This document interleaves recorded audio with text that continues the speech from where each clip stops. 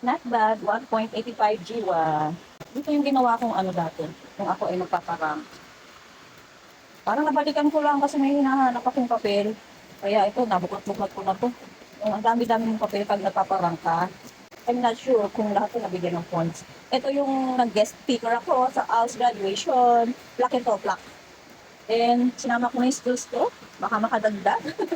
Ay nako, kung ano-ano pinaglalagay ko sa aking portfolio. Ayan, nung ako ay naging speaker sa ALS graduation. Thank you so much, Ma'am Weng. At ako ay na-invite dun sa graduation ng ating graduates. Nakakatuwa.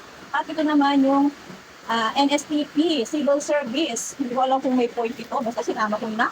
Then ito yung project namin na gardening ng aking college students.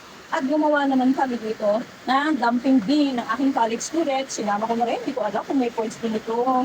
At ito yung teacher's evaluation. Dito ko na motivate. Hindi ako nawawala sa top 10. Ayan lagyan ko na lang mark. Ibig sabihin, hin-highlight ko na para hindi mahirapan na tumingin sa aking average. Ayan, diba? Superior, excellent. Ayan, superior. At hindi sa nagmamayabang, parang nakaproud lang ako dahil ito yung evaluation sa akin na combination na galing sa pamunuan at galing sa students ko. Ayan. Thank you so much!